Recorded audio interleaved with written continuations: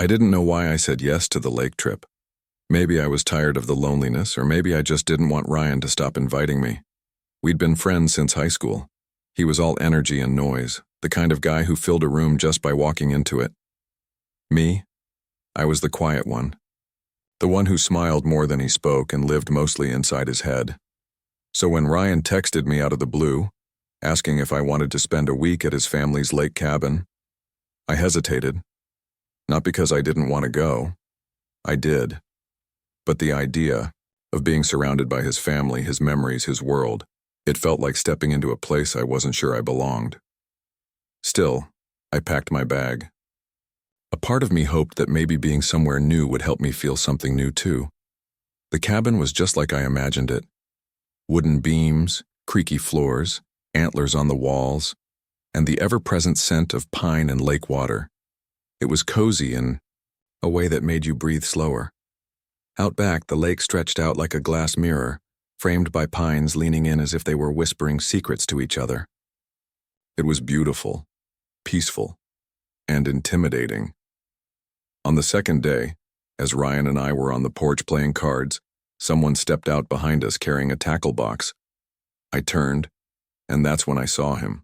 Logan. He looked like he belonged in a wilderness magazine. Tall, broad shoulders, peppered beard, arms like he'd built the cabin himself. He gave me a nod and said, "Morning," with a voice that rumbled low and steady. "That's Logan," Ryan said with a shrug, barely glancing up from his cards. "My uncle. He practically lives out on that lake." Logan's eyes flicked down to my sneakers. "Ever been fishing?" I shook my head. "No, sir." He raised an eyebrow and looked at Ryan. "You bring a kid up here who's never held a rod?" Ryan laughed. "He's a city boy. He'd probably faint at the sight of a worm." Logan looked back at me. "You scared?" I didn't know how to answer that. I wasn't scared of fishing, but something about the way he looked at me made me feel like this was about more than rods and reels. "No," I said finally. He nodded once like that was all he needed. "Tomorrow morning. Early. Just us." Ryan groaned. "God help you. Logan treats fishing like a religious ceremony." Logan ignored him and disappeared back into the house. That night, I lay in bed listening to the insects buzz and the occasional creak of the old cabin. I kept thinking about Logan, about the quiet authority in his voice, the way his eyes held mine like he was trying to see past everything I didn't say. I didn't know what to expect from the next morning, but for the first time in a while I felt something like anticipation. Maybe it wasn't about fishing at all. The sky was still a soft gray when I stepped out onto the porch. The air was cool, laced with the damp scent of lake water and pine. Everything felt hushed, like the world was still deciding whether or not to wake up. I walked toward the dock, with nerves pulling tight in my stomach. The wood creaked under my steps, each board echoing just a little too loudly in the quiet morning. Logan was already there. He stood at the end of the dock like he'd been part of it all along. A thermos of coffee sat beside him, steam curling into the air. He didn't say anything at first, just looked over his shoulder and gave me a short nod. Not a smile, but something close enough to feel like approval. "Right on time," he said. I nodded, trying to match his calm. Didn't want to miss the sacred ritual. That made him chuckle. The sound was low and warm, like distant thunder. "Smart kid." We climbed into a small metal boat that groaned beneath our weight. Logan rowed with the kind of ease that only comes from years of muscle memory. His movements were slow but sure, like he belonged to the water. I sat opposite him, legs tucked in, hands in my lap, trying not to fidget. Around us, the lake shimmered with mist.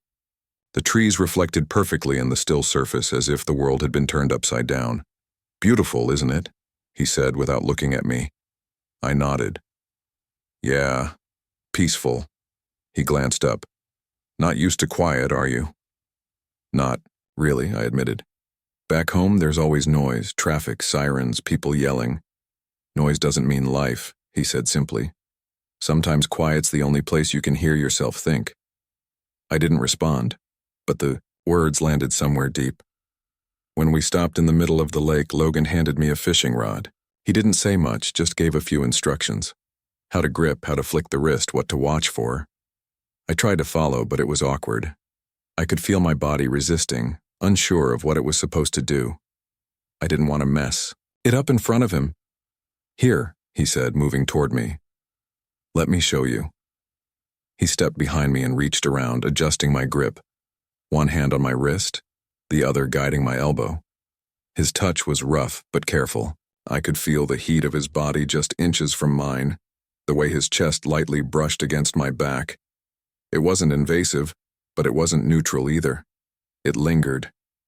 And so did the tension. Don't overthink it, he said close to my ear, his voice softer now, like he knew how close he was. Just let the line move with you. Feel it. I tried. I really did. But I couldn't feel anything except him. His hands, his breath, the steady weight of his presence. My fingers tightened slightly on the rod and he adjusted them again, gentler this time. Like this, he murmured. For a moment, neither of us moved. I wasn't sure if I was supposed to cast the line or just stand still. My chest felt tight, my pulse loud. And then, just as calmly as he'd stepped in, he stepped back. I let out a breath I hadn't realized I'd been holding. You all right? He asked, his tone unreadable. Yeah, I said quickly, just taking it all in. Good, he said. That's the point. We fished in silence after that. Not awkward silence, something different, something that felt full. He didn't rush me, didn't fill the space with chatter.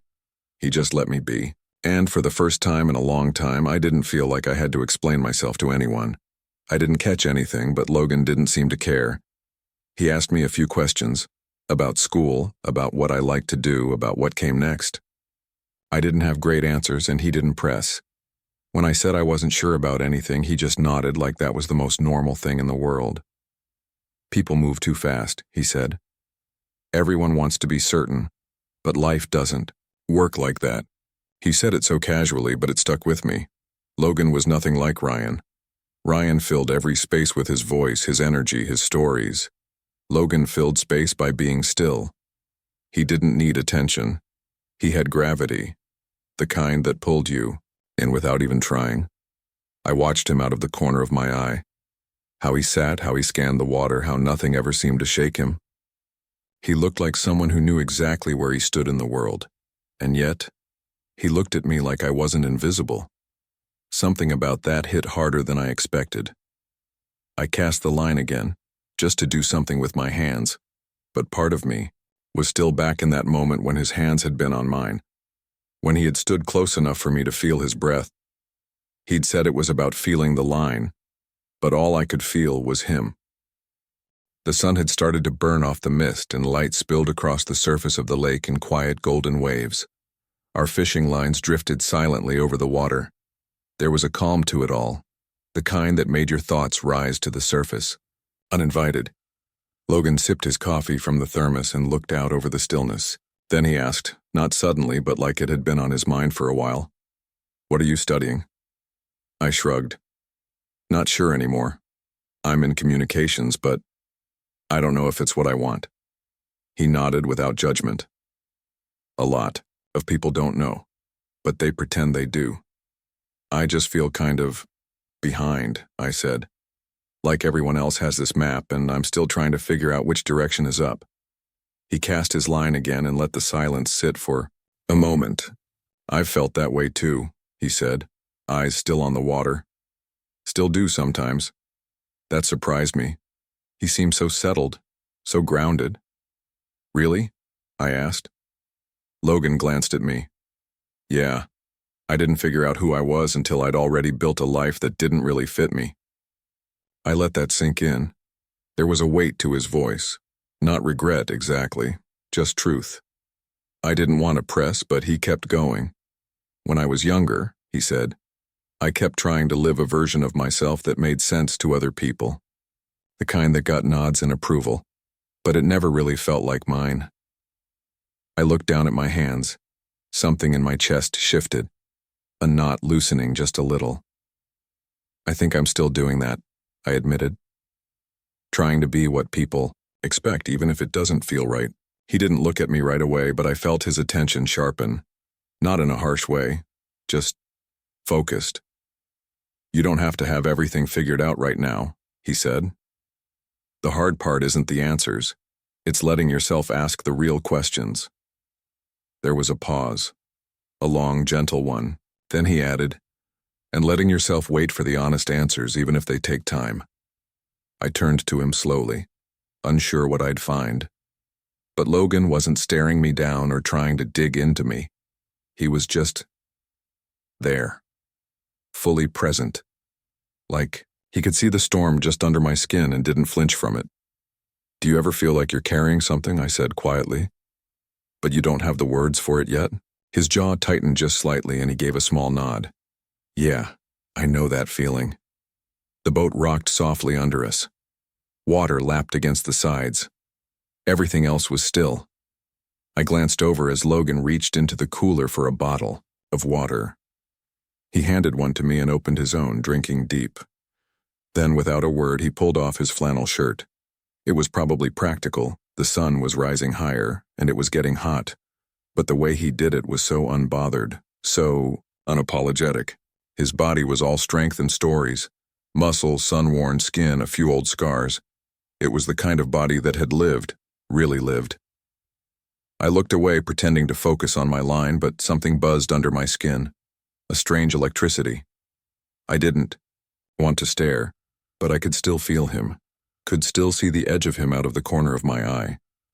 You always sit that stiff? He asked after a minute. What? You're all hunched up like someone's grading your posture. I tried to laugh, but it came out thin. Guess I'm just tense. He smirked. No kidding. I looked over at him then, and for a second, just one, his eyes were already on me. Not in a teasing way, not playful, it was steady. Like he was waiting to see if I'd let him keep looking. I dropped my gaze, feeling the heat rise in my face. I think too much, I muttered. It's written all over you, he said. I'm trying not to. He didn't say anything right away, just reeled in his line and started casting again. Just don't let thinking stop you from feeling, he said eventually. That's where people get stuck. The words hit hard, more than I expected. I reeled my line in too, unsure if I should say more. I wanted to, but I didn't know what I was even trying to say. Then, as I was adjusting the reel, Logan shifted closer to reach past me for the tackle box. His fingers brushed my forearm. It was a small touch, maybe accidental. Maybe not. But it was enough. Enough to send a current up my spine. Enough to make me stop breathing for half a second. He didn't pull away in a hurry. His hand lingered, just a moment too long before moving on. And when I turned to look at him, he was already glancing back toward the water, calm as ever. But something in me had changed. The air between us felt different now. Like a page had turned, and neither of us had read ahead. By the time the sun was high enough to turn the lake into scattered gold, Logan rowed us slowly toward the far edge of the water. We drifted into a narrow inlet, shaded by tall pines that leaned protectively over the bank. The boat bumped softly against the shore. Let's stretch our legs, he said. I climbed out behind him, the pine needles muffling our steps as we walked a few feet into the trees. The ground was soft and cool, the air rich with the scent of sap and stillness. Logan dropped his water bottle in a patch of shade and sat with his back against a low, curved tree trunk. I settled nearby, not too close, but close enough that I could still feel the gravity of his presence. For a while we didn't speak, just listened to the quiet around us, the boat creaking gently in the water behind us, the occasional breeze brushing through the branches above. It was the kind of silence that didn't ask for anything, the kind that felt rare. Then Logan's voice broke through, low and thoughtful. You know, I wasn't always like this. I glanced over. Like, what? He let out a breath, slow and careful. Steady, sure of myself, comfortable in my own skin. I didn't say anything. I didn't need to. Something about his tone made it clear this was something he didn't share often. When I was younger, he went on, his eyes focused somewhere far off, I was confused about who I was, what I wanted, who I was allowed to be. He paused, the wind rustling through the trees like it was listening too. I tried to pick a version of myself that made other people feel comfortable, the kind that wouldn't raise questions. There was no anger in his voice, just honesty. A quiet kind of grief, maybe, the kind that comes from years of pretending. Found myself holding my breath, afraid that even breathing too loud would break the moment. You remind me of how I used to feel, he said, turning to look at me, like you're holding something in, something you're still figuring out how to carry. My heart thudded once, hard. The air around us suddenly felt heavier. I looked down at my hands, fingers tangled together. The word barely made it out. He waited. I've never told anyone this, I whispered, my throat tightening. Not even Ryan. He didn't move, didn't push. Just stayed still, his presence steady, anchoring me. I think I might be into guys, I said, barely louder than the breeze. I don't even know what that means yet. I'm still trying to understand it. Sometimes it feels real. Sometimes I convince myself I'm imagining it, like I'm just borrowing someone else's truth. The silence that followed didn't feel dangerous, it felt sacred, like the space between us had shifted, softened. Logan nodded slowly, the corners of his mouth lifting just slightly. Yeah, he said. I figured. Something inside me cracked open at those words, not because they were shocking, but because of how gently he said them. No judgment, no surprise, just understanding. I blinked hard, trying to keep my emotions at bay, but the weight of it all was pressing in. I don't even know what to do with it, I said. It's like this thing I'm carrying, and I don't know where to put it down. You don't have to put it anywhere yet, Logan said. You just have to let yourself hold it. Get used to the weight. It doesn't have to make sense to anyone but you. I looked at him then. Really looked.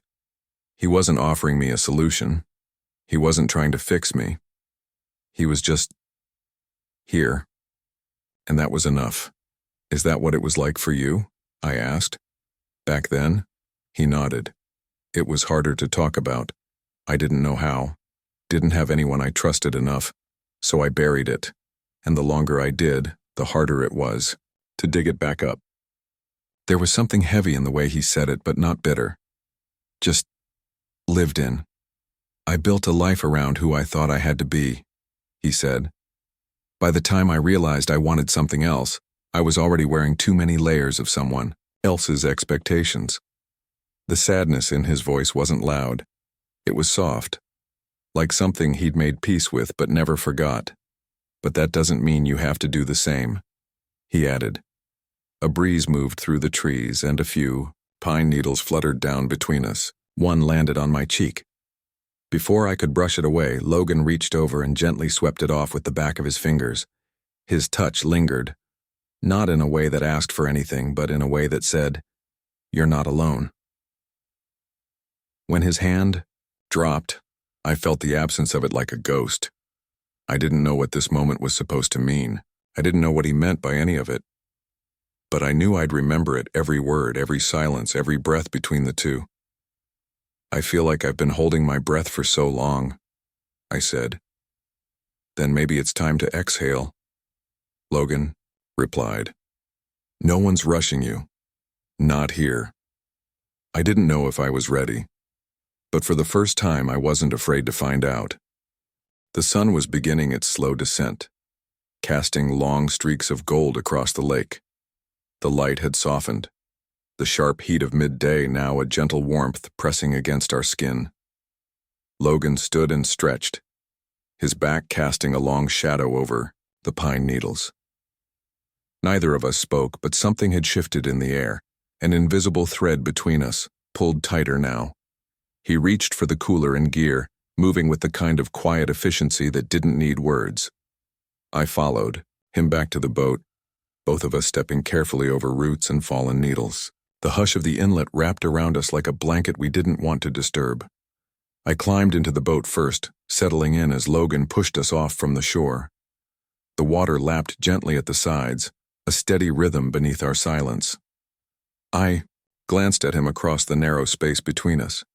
He wasn't looking at me, but I could feel him thinking. His eyes focused on the horizon, his jaw set, his movements slower than before.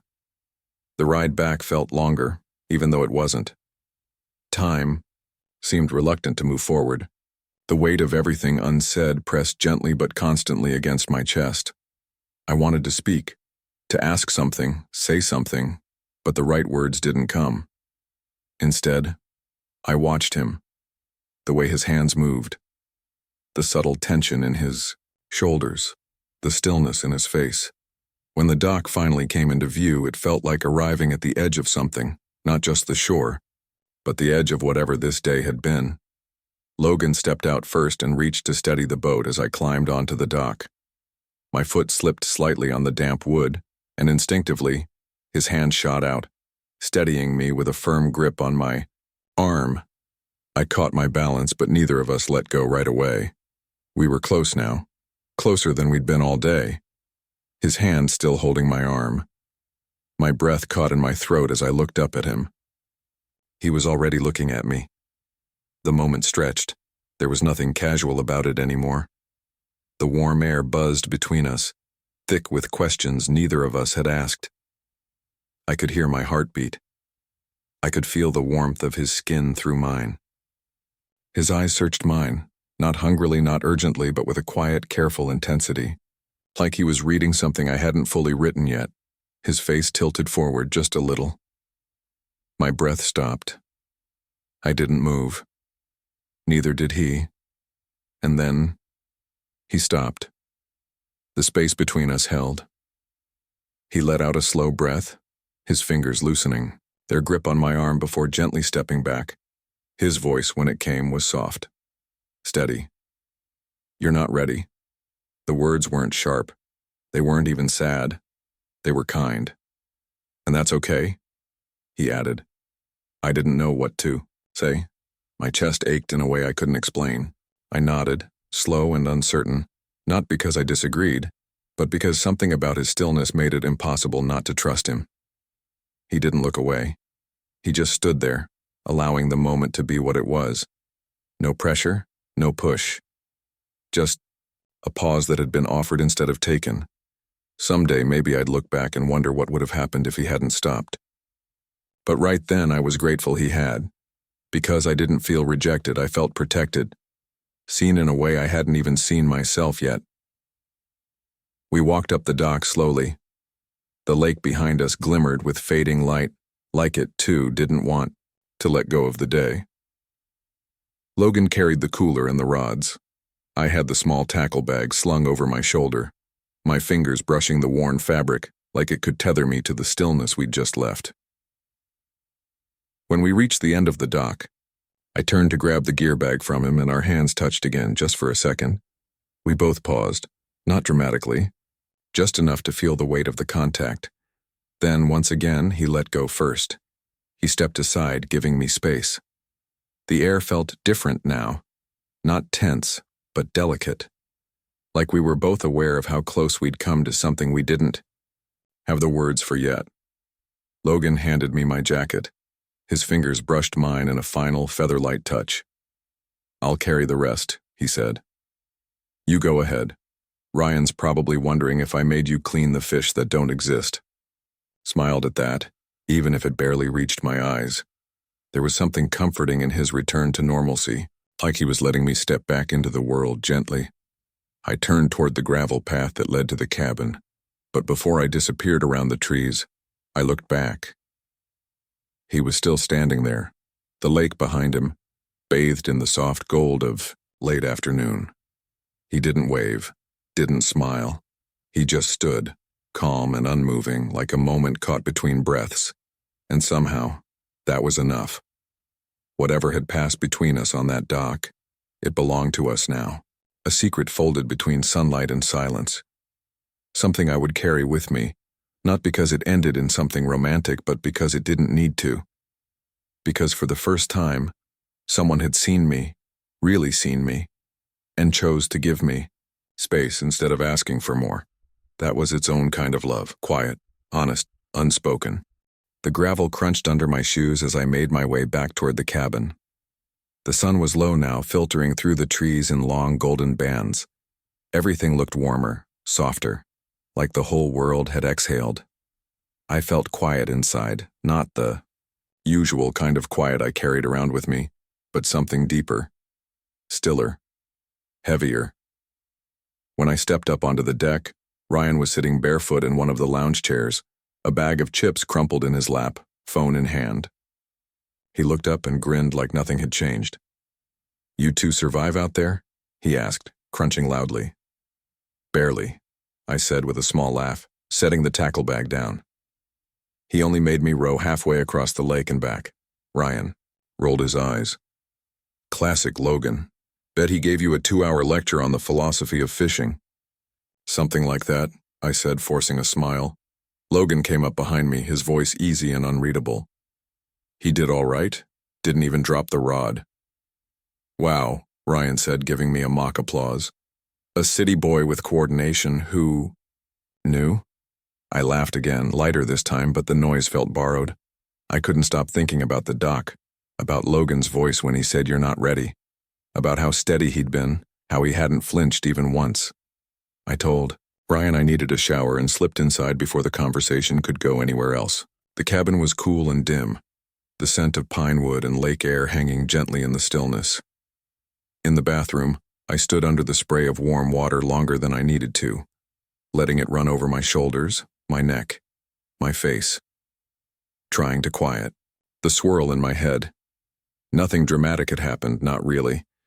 No kiss, no promises, no big revelations, and yet everything felt different. Something had shifted, not because of what Logan did or didn't do, but because of how he looked at me. Like he knew, like he understood, like I didn't have to explain. That was what stayed with me. Not the silence, but the way he held it, made space for it. The way he didn't try to rush into it or fill it up. He just let it be, like he knew I wasn't ready to say everything I was feeling, but that maybe I would be eventually. And that was okay. After the shower, I went back to the room Ryan and I were sharing. He was already sprawled on his bed, headphones in, scrolling, his phone humming along to something I couldn't hear. He didn't ask any more questions. He didn't need to. I climbed into my bed, pulled the blanket over me, and stared up at the ceiling. The fan turned lazily above us, casting long, slow-moving shadows. Outside, crickets had begun their nighttime chorus.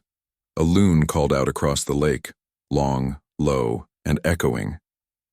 I didn't sleep, not because I was anxious or scared, but because my mind wouldn't stop replaying the day, the feel of the dock under my feet, the warmth of Logan's hand, the moment he stepped forward, and then back. It wasn't about what almost happened. It was about what didn't. Because, for the first time, I didn't feel like I had to hide. I didn't feel like I had to shrink myself down into something easier to understand. Logan saw something in me I hadn't dared to name out loud before, and he didn't turn away from it. He didn't try to label it. He just stood still. He stayed, and maybe that was the point. Maybe being seen, really seen, wasn't about confessions or declarations or perfect timing. Maybe it was about recognition. Quiet mutual recognition. A mirror held up with care. I lay there, the room wrapped in shadows, my body still but my heart wide open. Something had changed. And even though I couldn't quite explain it, I knew I'd never forget it. "Dear Logan, I don't know if you'll ever read this. I'm not even sure if I'll ever send it. Maybe it's just something I need to write so I don't forget, so I can hold on to it in a way that makes it feel real. I keep thinking about that morning on the lake, about the mist over the water and the way everything felt like it was holding its breath, about how you barely said more than a few words and somehow still managed to say exactly what I needed to hear. I've started coming out, slowly, carefully, first to myself, which was harder than I thought it would be, and then, eventually, to a few people I trust. It still scares me sometimes. The way people might see me differently, the weight of it, the not knowing who will stay and who won't. But I think you were right. It's not about rushing. It's about learning. To own your truth at your own pace, even if that means stumbling through the dark for a while before you find the light. You probably don't even think of that morning the way I do. Maybe it was just a quiet day of fishing for you. A chance to get out on the water, breathe some clean air, and teach someone how to cast a line. But for me, it was more. So much more. You made space for me, and I didn't even know I needed that space until I was in it. Until I was standing next to someone who wasn't asking for anything from me, just offering presence, stillness, patience. You didn't pry. You didn't push. You didn't take advantage of the questions swirling inside me. You just stood there, calm, unshaken, like the world could shift and you wouldn't move until I was ready. That moment on the dock, I know you felt it too. The air changed. The silence between us was loud, and for a second I thought maybe something was going to happen. Maybe it almost did. But you stopped, and in doing so, you gave me something I didn't even realize I needed. Permission. Not to leap, not to run, but to wait, to take my time, to not have all the answers yet. You gave me the gift of stillness when the rest of the world keeps shouting for decisions and definitions. You saw me in the in-between and didn't try to drag me out of it. You just let me be. I've carried that moment with me, not as something unresolved, but as something sacred. A pause that meant something. A mirror held gently without pressure. I think about the way you looked at me. Not like I was broken or confused or fragile, just human, becoming. And now, every time I feel the panic rise, every time I wonder if maybe I'm making it all up, or if I'm somehow getting it wrong, I remember what you said. You don't have to define it right now, just let yourself feel it. That's enough, it still is. So thank you. Not just for taking me fishing, not just for showing me how to cast and letting me fail at it without shame, but for everything else you didn't say, for the silence you held, for the truth you didn't force. For the way you stood there and saw me when I wasn't sure I could even see myself. You weren't just teaching me to fish. You helped me come home to a part of me I'd kept buried. Maybe someday I'll be ready to say this out loud. Maybe not. Maybe you'll never know what that day meant to me. But I'll remember. Always. The way the lake shimmered like a mirror. The way the trees stood guard around the quiet. The way your hand brushed mine and didn't rush to pull away. The way you gave me time with everything in me. Thank you, Jamie.